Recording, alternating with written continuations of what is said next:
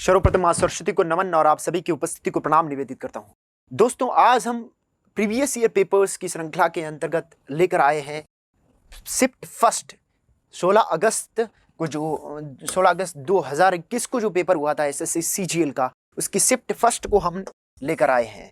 हमने 13 अगस्त 2021 की तीनों शिफ्ट यानी शिफ्ट फर्स्ट, शिफ्ट सेकंड और शिफ्ट थर्ड, इन तीनों के बारे में डीपली एनालाइज किया। इसके पश्चात बारी आ रही है हमारी 16 अगस्त को जो पेपर हुआ था शिफ्ट फर्स्ट, उसके अंदर जो भी 25 क्वेश्चन पूछे गए हैं 2021 में सीजीएल में, उसके बारे में विस्तृत हम चर्चा करेंगे।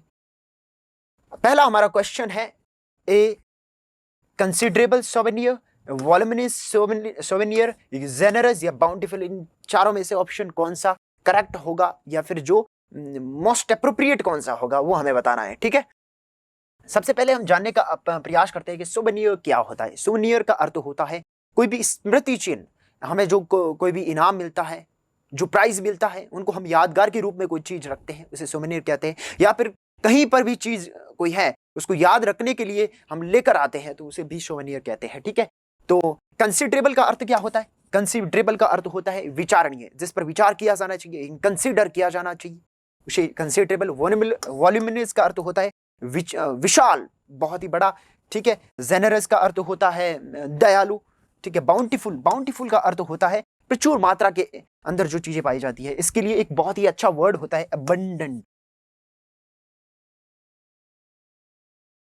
ठीक है, इसका अर्थ भी क्या होता है? प्रचुर मात्रा के अंदर किसी चीज का पाया जाना। ठीक है, तो यहां पर जो एप्रोप्रिएट होगा, will be released on the occasion of the world meet. World meet में क्या किया जाएगा? रिलीज किया जाएगा। किसे? कंसिडरेबल नहीं होगा, जेनरस नहीं होगा, बाउंटीफुल नहीं होगा। यहां पे जो हमारा करेक्ट होगा वॉल्यूमिनस सोवेनियर, यानी जो विशाल स्मृति चिन्ह, विशाल स्मृति चिन्ह जो है वो रिलीज किया जाएगा। कब? वर्ल्ड मीट में। ठीक है, तो वॉल्यूमिनस होगा। ठीक है, उम्मीद करता हूं इसे आप अच्छे से समझ पाए होंगे। अगले क्वेश्चन की ओर बढ़ते हैं। अगला क्वेश्चन हमारा क्या है? A large building with an extensive floor area typically for housing aircraft. One word substitution बताना है हमें। जो यहाँ पर एक विशाल बिल्डिंग जहां पर हाउसिंग एयरक्राफ्ट रखे जाते हैं, उसे हम क्या कहते हैं बताना है। ऑप्शन के अंदर हम एलिमिनेट करते हैं। सबसे पहले शेड। शेड का अर्थ क्या होता है? जहां पर जानवर इत्यादि रहते हैं वो घर होता है, उसे हम शेड कहते हैं। ठीक है, बार्न का अर्थ क्या होता है? बार्न का अर्थ भी यही होता है जहां पर क्रॉप्स वगैरह रखी जाती है या फिर जानवरों को रखा जाता है, उस घर को कहते हैं। तो इसका मतलब ये हुआ कि ये दोनों तो नहीं होंगे। ठीक है, अब हमारे ऑप्शन बचते हैं दो, एयरपोर्ट और हैंगर। हैंगर का अर्थ होता है कोई भी बिल्डिंग जहां पर हाउसिंग एयरक्राफ्ट रखे जाते हैं, और एयरक्राफ्ट का अर्थ होता है जहां पर प्रोफेशनल जो एयरक्राफ्ट प्रयोग में लिए जाते हैं, जहां पर आते जाते हैं, एयरपोर्ट होते हैं। हमारे कई मित्रगणों ने इसे सही कर दिया होगा, लेकिन ये हमारा गलत है और सही आंसर जो होगा हैंगर होगा। ठीक है, एक वर्ड होता है जिसमें अक्सर हम कंफ्यूज हो जाते हैं, हैंगर, जिसे हम बहुत यूज में भी लेते हैं कि जो हमारे कपड़े हैं हैंगर में लटका दो। हैंगर का अर्थ होता है कोई भी चीज जहां पर लटकाया जा सकता है, उसे हैंगर कहते हैं। उम्मीद करता हूं इसे आप अच्छे से समझ पाए होंगे। अगला क्वेश्चन की ओर बढ़ते हैं, और अगला क्वेश्चन है हमारा एरर के बारे में पूछा गया है कि एरर क्या है। ठीक है, the principal requested the teachers to monitor and take care of the small children. ठीक है, यहां पे प्रयोग हुआ है एपोस्ट्रॉफ। नाउन के अंदर हम पढ़ेंगे एपोस्ट्रॉफ का प्रयोग कैसे करते हैं। एपोस्ट्रॉफ में दोस्तों अगर पोजीशन बताना हो तो एपोस्ट्रॉफ का प्रयोग किया जाता है। जैसे सिंगुलर के लिए एपोस्ट्रॉफ में, जैसे टीचर है हमारे, टीचर्स का अर्थ होता है एक टीचर का। ठीक है, अगर हमें प्लूरल यूज करना है तो हम क्या करेंगे? पोजीशन के रूप में इसमें क्या है, जो हमारा एपोस्ट्रॉफ है वो पीछे लगेगा, इसमें बीच में लगेगा। ठीक है, ये हमें ध्यान रखना है। ठीक है, लेकिन यहां पर एपोस्ट्रॉफ की आवश्यकता नहीं है। The principal requested the teacher या फिर द टीचर्स, यहां पर एपोस्ट्रॉफ के प्रयोग नहीं होना चाहिए। ठीक है, एपोस्ट्रॉफ की आवश्यकता नहीं है, पोजीशन नहीं है। The teachers to monitor and take care of the small children, बच्चों का ध्यान रखने के लिए कहा। बी हमारे पार्ट में क्या है? एरर है, टीचर्स, यानी ये हमारा क्या है? गलत है। उम्मीद करता हूं इसे आप अच्छे से समझ पाए होंगे। अगला हमारा क्या है? जंबल ऑर्डर में हमें यूज करना है। ऑर्डर में हमने सीखा है पिछली कक्षाओं में कि सबसे पहले क्या होगा? सबसे पहले इंट्रोडक्शन होगा, उसके पश्चात चीजों के बारे में, इसमें जो भी हमारा क्या है ऑप्शन है, ऑप्शन को एलिमिनेट करने का प्रयास हम करेंगे। ठीक है, सबसे पहले क्या है, this invention has, this invention किसके बारे में, इन्वेंशन के बारे में बताया, नहीं बताया, तो ए तो हमारा नहीं होगा। Penicillin is one of the most useful drug, ये हो सकता है। In the beginning however very few people know of this, यहां पर ये तो नहीं होगा। ठीक है, it has saved the lives of, it का प्रयोग पहले ही हो गया, तो सबसे पहले इंट्रोडक्शन होगा। यहाँ पे बी भी नहीं होगा, सी भी नहीं होगा, सी भी नहीं होगा, डी भी नहीं होगा, ए भी नहीं होगा। सबसे पहले ये तो हमें पता चल गया, तो सबसे पहले होगा ए, हमें पता चल गया है कि पेनिसिलिन है वो बहुत ही मोस्ट यूजफुल ड्रग्स है, मैन हैज इन्वेंटेड, जिसे क्या है, मैन ने अभी तक जो मानव ने इन्वेंटेड किया उसमें बहुत ही ज्यादा इंपॉर्टेंट रोल प्ले करता है पेनिसिलिन। पेनिसिलिन का टीका होता है जो इन्फेक्शन को रोकने के लिए प्रयोग में लिया जाता है। ठीक है दोस्तों, तो सबसे पहले बी आएगा, हमें बी आएगा, मतलब ये तो ये हो सकता है, सी तो नहीं हो सकता है, डी नहीं हो सकता है, ए नहीं हो सकता। इसका अर्थ हमारा राइट आंसर क्या होगा, फोर्थ ही होगा, चौथा ही होगा। इसमें इतनी आसानी से आप क्या है इस क्वेश्चन को अटेंड कर सकते हैं चुटकियों में। अब इसको बी ए, इसमें एक बार हम क्या कहें, क्रॉस चेक कर लेते हैं कि सही है कि नहीं है, उसके सेंस सही दे रहा है या नहीं, कंफर्म करने के लिए B A D C. B, penicillin is one of the most useful drugs man has invented, this invention has helped us to heal wounds caused by bacteria, bacteria के द्वारा जो हमारे वाउंड्स है उसको सही करने के लिए पेनिसिलिन का टीका बहुत ही ज्यादा वाइटल रोल प्ले करता है। ठीक है, फिर बाद में it's use has saved the lives of hundreds of thousands of soldiers, यहाँ पर बहुत ही ज्यादा सोल्जर्स है, उनके लिए भी क्या है बहुत ही ज्यादा यूजफुल। ये जिस समय इसका इन्वेंशन हुआ था उस समय युद्ध हो रहा था, उस युद्ध में भी क्या है बहुत सारे जो सोल्जर्स है उनको बचाने में पेनिसिलिन का टीका है बहुत ही वाइटल रोल प्ले किया था। ठीक है, सी बाद में, in the beginning however very few people new of this discovery and it's use, यानी शुरुआती दिनों में इस टीके के बारे में, पेनिसिलिन के टीके के बारे में बहुत ही कम लोगों को इसके बारे में जानकारी थी। उम्मीद करता हूं ये अच्छे से आप समझ पाए होंगे। अगला हमारा क्वेश्चन है, ब्लैंक हमें भरना है, you need not, cause, generate, do या मेक, इन चारों में से क्या कौन सा आएगा। सो much fuss about wearing a mask when you go out, फस का अर्थ होता है हो हल्ला मचाना, बिना किसी काम की क्रोधित होना, उसे हम फस कहते हैं। ठीक है, इसके लिए एक हम फ्रेज यूज करते हैं, टू मेक फस। ठीक है, तो ऑब्वियसली हमारा क्या है यहां पर मेक का प्रयोग होगा, ये टू मेक, या फिर you need not to make, you need not make so much fuss about wearing a mask, generate नहीं होगा, कॉज नहीं होगा, डू नहीं होगा। ठीक है, कॉज और डू तो हम क्या है डायरेक्ट ही इसको एलिमिनेट कर सकते हैं। उम्मीद करता हूं अच्छे से आप समझ पाए होंगे। अगला हमारा है इनकरेक्ट जो स्पेलिंग है वो कौन सी है, सेरेब्रल। सेरेब्रल का अर्थ होता है जो हमारा मस्तिष्क होता है, ह्यूमन माइंड होता है, उसमें मस्तिष्क को हम सेरेब्रल कहते हैं। ठीक है, आर्बिट्रेरी, स्क्रूटिनाइज और विड्रॉवल, ये चारों वर्ड आए, तीनों वर्ड है। ठीक है, इसके बारे में हमने जान लिया।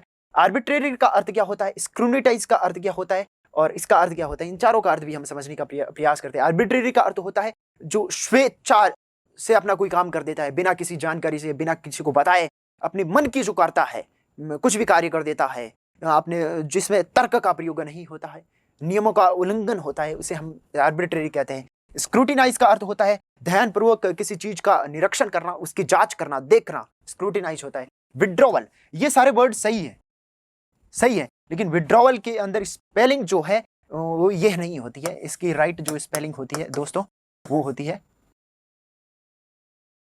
विड्रॉवल, इसकी राइट स्पेलिंग ये होती है, यहां पर ए का प्रयोग होगा। ठीक है, तो यहाँ पे जो हमारा राइट आंसर होगा, जो स्पेलिंग रॉन्ग है वो ये होगी। ठीक है, उम्मीद करता हूँ इसे भी आप अच्छे से समझ पाए होंगे। अगला क्वेश्चन है, इसमें फिर इनकरेक्ट स्पेलिंग का बहुत ज्यादा क्वेश्चन आ रहे हैं, इसमें आप मीनिंग को भी ध्यान रखेंगे, स्पेलिंग, प्रत्येक स्पेलिंग को अच्छे से समझने का प्रयास करेंगे, बार बार प्रैक्टिस करेंगे, तभी ये क्या है अच्छे से संभव हो पाएगा। मॉइस्चर का अर्थ होता है नमी, विशियस, ये कोई वर्ड नहीं होता है, विशियस की स्पेलिंग यहाँ पर बिल्कुल गलत है, विशियस होता है। जैसे विशियस सर्कल का अर्थ होता है दुष्ट लोग जो होते हैं, जो हमारे देश को हानि पहुंचाते हैं, लोगों को हानि पहुंचाते हैं, उसे विशियस सर्कल कहते हैं। जैसे कि करप्ट करने वाले जो लोग हैं उसका विशियस सर्कल बन गया है, यानी करप्शन दिनों दिन बढ़ता जा रहा है, उसके लिए विशेष का प्रयोग, मिमिक का अर्थ होता है किसी को चिढ़ाना, एंग्सियस यानी चिंतित, यानी जो हमारा स्पेलिंग है ये गलत है। B is the right option of this question. मैं उम्मीद करता हूँ अच्छे से आप समझ पाए होंगे। अगले क्वेश्चन की ओर बढ़ते हैं। अगला हमारे एंटोनियम बताना है विलोम शब्द इन्वेड। इन्वेड का अर्थ होता है आक्रमण करना, आक्रमण करना, जैसे मुगलों ने इन्वेड किया था, ठीक है। सरेंडर, अटैक, सीज, असॉल्ट, इन चारों में से हमें बताना है इसका विलोम शब्द बताना है, एंटोनियम बताना है। सरेंडर का अर्थ होता है आत्मसमर्पण कर देना, समर्पण कर देना, क्या उसने सरेंडर कर दिया, जो थीप था उसने सरेंडर कर दिया, आत्मसमर्पण कर दिया। अटैक का अर्थ होता है हमला बोलना, सीज का अर्थ होता है पकड़ लेना, सीज का अर्थ यही होता है, ठीक है।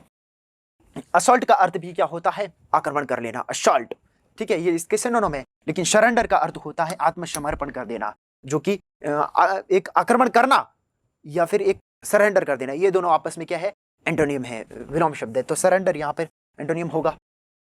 यहाँ पे हमें दिया गया है और इसमें सब्स्टिट्यूशन, यहाँ पर कौन सा सब्स्टिट्यूट किया जा सकता है, उसके लिए the place is too much noisy.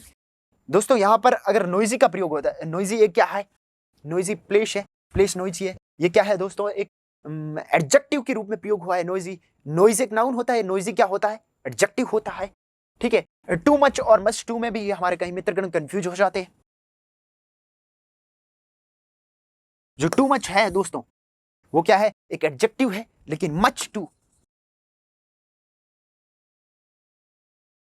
क्या है, एडवर्ब होता है। यहां पर ये एडजेक्टिव है, यहां पे पहले अगर या तो क्या आ सकता है, मच टू आ सकता है, मच टू आ सकता है, या फिर मच का प्रयोग हम सिर्फ मच का प्रयोग करते हैं तो मच नॉइज आ सकता है। लेकिन टू मच नॉइजी ये क्या है, सही नहीं है, ये गलत सेंस दे रहा है, सही नहीं है ग्रामेटिकली, ठीक है। तो यहां पर ये तो होगा नहीं, मच टू मच नॉइजी ये भी नहीं होगा, मच नॉइजी यहां पर मच नॉइज होता तो वो सही हो जाता, लेकिन मच नॉइजी है तो ये भी गलत होगा। Too noisy is the right option this question. तो यहां पर क्या है, सब्स्टिट्यूट करेंगे the place is too noisy. मैं उम्मीद करता हूं ये भी आप अच्छे से समझ पाए होंगे। अगले क्वेश्चन की ओर बढ़ते हैं। अगला क्वेश्चन है हमारा सिनोनिम बताना है ट्रांसमिट। ट्रांसमिट का अर्थ होता है किसी चीज को एक स्थान से दूसरे स्थान पर कन्वे करना। कन्वे करना क्या कहलाता है, ट्रांसमिट करना कहलाता है। एक्सेप्ट नहीं होता है, कैच नहीं होगा, कन्वे हमारा आ गया है, राइट ऑप्शन आ गया, रिसीव यानी प्राप्त करना, ये नहीं होगा। कन्वे क्या है, करना क्या कहलाता है, ट्रांसमिट करना है। तो उम्मीद करता हूँ ये भी आप अच्छे से समझ पाए होंगे। अगला क्वेश्चन है एंटोनियम। यहाँ पर हमें क्या है, विलोम शब्द पूछा है टॉक्सिक। टॉक्सिक का अर्थ होता है जहरीला, जो हार्मफुल होता है, जहरीला जो जहर होता है उसे टॉक्सिक कहते हैं। टॉक्सिक नेचर उसके लिए भी प्रयोग होता है। हेल्दी का अर्थ होता है स्वास्थ्यवर्धक, ठीक है। जो इसका एंटोनिम है ये, मतलब इसका एंटोनिम है ये, राइट हो गया हमारे। लीथल का अर्थ भी होता है जानलेवा, जो चीजें होती है उसे क्या है, फैटल वर्ड, फैटल का अर्थ होता है जैसे जान भी जा सकती है, फैटल डिजीजेज जो होती हैं, ठीक है, हार्मफुल। ये तीनों आपस में क्या है, सिनोनिम है, लेकिन ये क्या है, अलग है। और टॉक्सिक का जो क्या है, एंटोनिम है। मैं उम्मीद करता हूं इसे भी आप अच्छे से समझ पाए होंगे, ठीक है। अगले क्वेश्चन की ओर बढ़ते हैं दोस्तों। अगला जो हमारा क्वेश्चन है, person who listen to someone's private conversation without them knowing, यानी जो चोरी चुपके से किसी की बातों को सुनता है उसे क्या कहते हैं। उसके लिए बहुत ही ज्यादा इंपॉर्टेंट वर्ड है, कहीं प्रतियोगिता परीक्षा में पूछा जा चुका है, ईवसड्रॉपर। ईवसड्रॉपर जो होता है उसका अर्थ होता है चुपके से किसी की बातों को सुनना, ठीक है।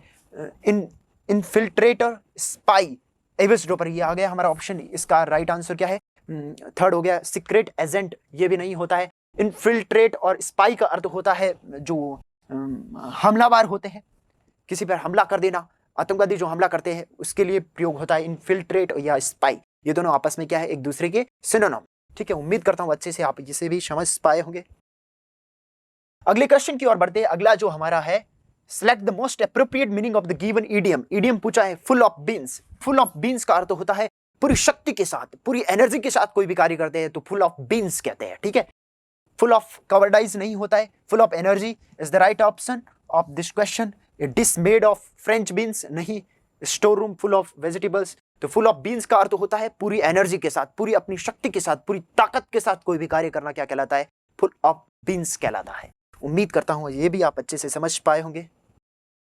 अगला जो हमारा क्वेश्चन है वो है मोस्ट एप्रोप्रिएट सिनोनिम, हमें पूछा है न्यूमरस। न्यूमरस का अर्थ होता है बहुत सारी चीजें, बहुत, बहुत के या काफी, जो उसके लिए प्रयोग होता है numerous. Several, total, numbered, few.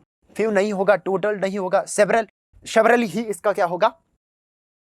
Several का अर्थ होता है बहुत सारी जो चीजें होते हैं, न्यूमरस यानी बहुत सारे, उसमें नंबर नहीं गिने जा सकते, बहुत सारी चीजें, सेवरल। ठीक है, उम्मीद करता हूं ये भी आप अच्छे से समझ पाए होंगे।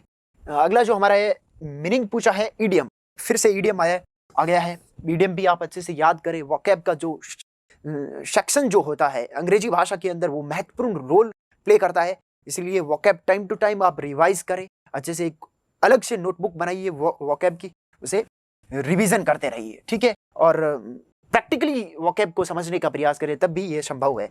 To cut a long story short, यानी इसके ये इडियम का अर्थ क्या होता है, to cut a long story short. To cut a long story short यानी किसी भी चीज को, बहुत बड़ी चीजें उनको कटल करके बता देना, यानी साधारण भाषा में बताना, उसको संक्षिप्त रूप में बता देना क्या कहलाता है, to cut a long story short. Like to tell long stories नहीं होता, to tell something briefly. Brief का अर्थ होता है संक्षिप्त, या फिर कटल भी इसका अर्थ क्या होता है, ब्रीफ बता देना। Like to tell short stories नहीं होता है, tell something in a roundabout way नहीं होगा। तो ऑप्शन हमारा बी ही क्या होगा, बिल्कुल सही होगा। उम्मीद करता हूं ये भी आप अच्छे से समझ पाए होंगे। अगले क्वेश्चन की ओर बढ़ते हैं दोस्तों। अगला जो हमारा क्वेश्चन है क्या पूछ रहा है इसमें, स्पीच, रिपोर्टेड स्पीच पूछ रहा है। ठीक है, रिपोर्टेड स्पीच में आप सबसे पहले हमने कई बार पढ़ा है कि सबसे पहले ध्यान रखेंगे एक्टिव वॉइस है चाहे पैसिव वॉइस, या डायरेक्ट स्पीच और इनडायरेक्ट स्पीच में वर्ब को कैसे चेंज किया जाता है, वो हमें सबसे पहले पता होना चाहिए। ऑप्शन में हम सबसे पहले वर्ब को देखेंगे कि वर्ब सही चेंज हुई है या नहीं। अगर वर्ब सही चेंज नहीं हुई है तो उसे एलिमिनेट करेंगे। उसके पश्चात क्वेश्चन को हम अधिक से अधिक जल्दी और कम से कम समय में सॉल्व करने का क्या करेंगे, प्रयास करेंगे। तो यहां पर डिड का प्रयोग हुआ है। किसका प्रयोग हुआ है दोस्तों, डिड का प्रयोग हुआ है। डिड मतलब क्या हो गया, डिड का अर्थ हो गया पास्ट सिंपल का प्रयोग हुआ है, हमें पता चल गया है पास्ट सिंपल। और जो रिपोर्टेड स्पीच जो होता है दोस्तों, एक्टिव और पैसिव वॉइस में क्या होता है, प्रेजेंट सिंपल है, प्रेजेंट कंटिन्यूअस में बदल जाता है, पास्ट सिंपल पास्ट कंटिन्यूअस में। ये क्या होते हैं, वॉइस में होते हैं, एक्टिव और पैसिव वॉइस में is are am is being हो जाता है, वॉज और बीइंग हो जाता है। इसी प्रकार जो हमारा रिपोर्टेड स्पीच है, डायरेक्ट इनडायरेक्ट स्पीच है, उसके अंतर्गत होता है past simple, present simple, past simple में प्रेजेंट कंटिन्यूअस, पास्ट कंटिन्यूअस। इस प्रकार से क्या होता है, अदली बदली होती है। और पास्ट जो सिंपल होता है वो पास्ट परफेक्ट में बदल जाता है। ये पास्ट सिंपल है तो पास्ट परफेक्ट में बदल जाएगा। हैड का प्रयोग होगा, हमें ये पता चल गया। सी शॉ ये नहीं होगा, हमें पता है। हैज बीन नहीं होगा, सी शॉ ये भी नहीं होगा, हैड का प्रयोग। यानी हम डायरेक्ट चौथा ऑप्शन टिक कर सकते हैं अगर हमारे पास समय कम है। अब हम समझने का प्रयास करते हैं कि सही है कि नहीं है। I asked my daughter whom she had seen at the shopping mall that day।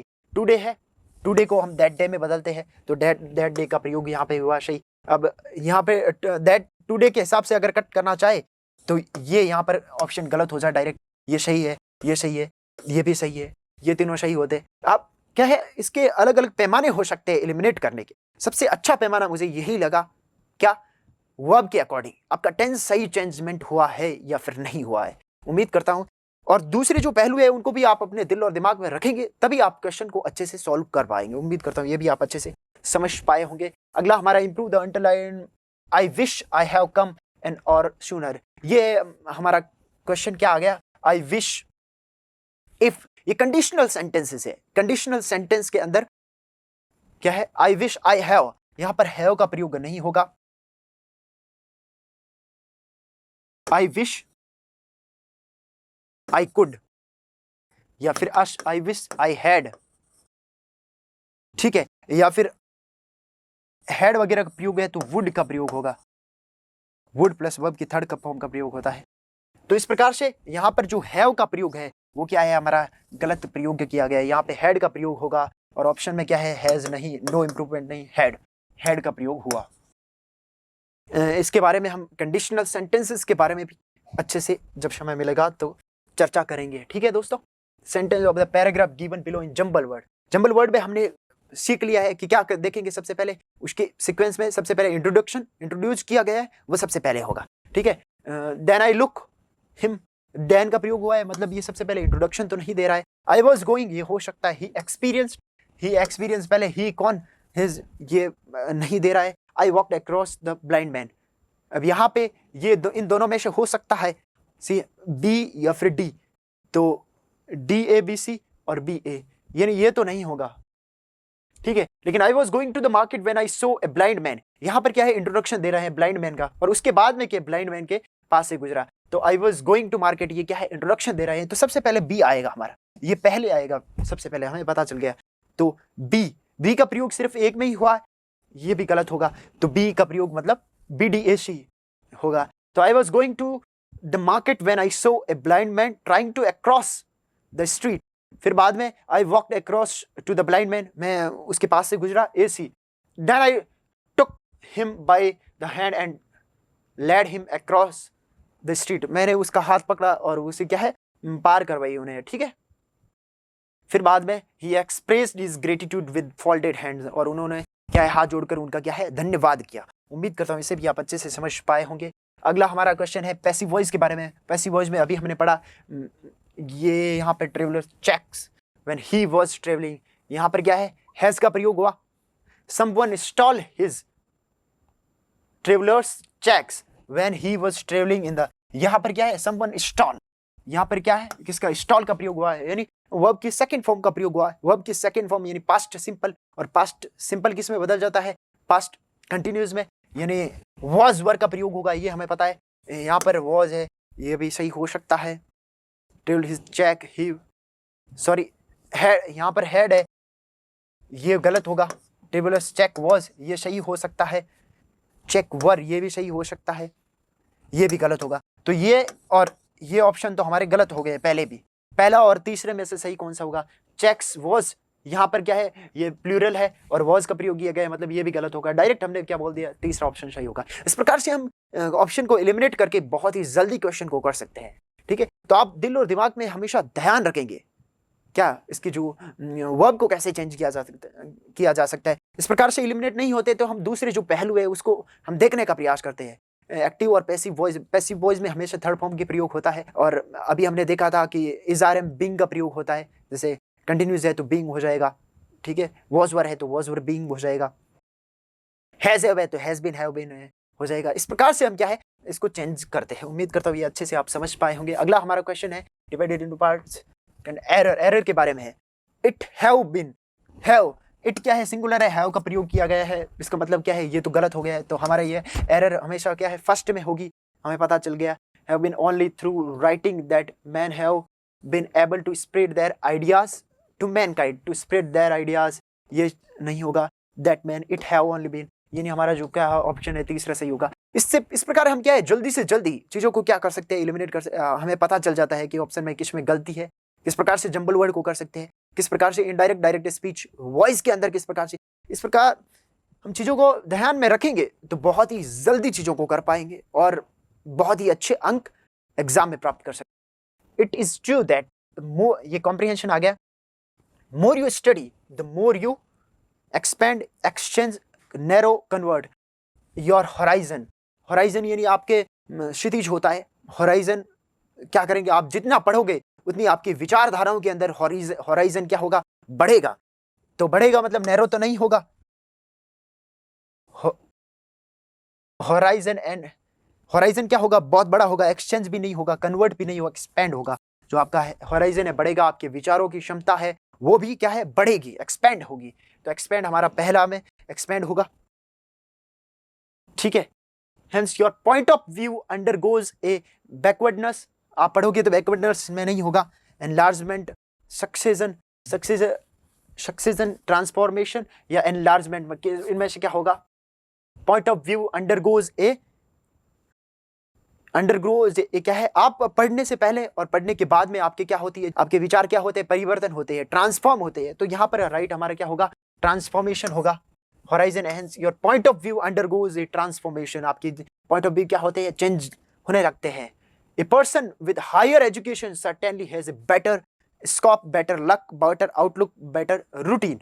तो बेटर रूटीन, लक, यहाँ पे अप्रोप्रिएट हमें बेटर लक तो नहीं होगा, हमें पता चल गया बेटर स्कोप, बेटर आउटलुक और रूटीन। यहाँ पे विचारों के बारे में बात की जा रही है, आपके होराइजन के विस्तृत रूप में चर्चा है, तो आपको जीवन को देखने का नजरिया जो है वो बदलता है, उसके बारे में बात की जाती है। इसके लिए स्कॉफ और रूटीन भी यहाँ पर नहीं होगा। और राइट जो हमारा होगा आउटलुक। आउटलुक होता है आपको बाहर से चीजों को देखने का जो नजरिया है, उसे हम आउटलुक कहते हैं, ठीक है। बेटर आउटलुक होता है और ideas to help in community and social maturity, development, elaboration, refining मतलब ये डेवलपमेंट हमारा सही होगा। सोशल क्या होता है, डेवलपमेंट होता है। एजुकेशन से आप क्या है, कम्युनिटी और सोशल डेवलपमेंट में भी क्या होता है, उनके विकास में भी आपके एजुकेशन है बहुत ही बड़ा रोल प्ले करती है। तो डेवलपमेंट क्या होता है, हमारा राइट आंसर होगा यहाँ पर community and social development. Ideas that are gathered from such people provide a global posture, global proportion, perspective या prejudice का अर्थ होता है किसी को नीचा मानना, prejudice कहते हैं। तो prejudice तो नहीं होगा यहाँ पे। हमारे global for the nation as a whole, global posture for the nation as a whole, global proportion for the nation as a whole, global perspective। यहाँ पे क्या है, such people provide a global. यहाँ से क्या है, एजुकेशन आने से आपके जो पर्सपेक्टिव है, ग्लोबल पर्सपेक्टिव आता है, दूसरे देशों में क्या हो रहा है, परिप्रेक्ष्य जो होते हैं, दूसरे देशों से सीखना, अलग अलग लोगों से सीखना, ये क्या है, एजुकेशन के थ्रू आता है। तो पर्सपेक्टिव जो होता है वो हमारा राइट आंसर होगा। इस प्रकार से हमने 25 क्वेश्चन है दोस्तों, उन सारे के बारे में क्या है चर्चा की आज। जो 16 अगस्त 2021 को फर्स्ट शिफ्ट थी, उसके बारे में हमने चर्चा की। अंग्रेजी भाषा के जो सभी क्वेश्चन है उनको अच्छे से समझने का, उसके प्रत्येक ऑप्शन को डीपली एनालाइज करने का प्रयास किया है। मैं उम्मीद करता हूं कि हमारा ये जो प्रयास है आपको अच्छे से पसंद आया होगा। इसकी आशा और सद्भावना के साथ में आपका दोस्त महेंद्र सिंह भाटी। जय हिंद, वंदे मातरम। Please like, share, subscribe digital तैयारी।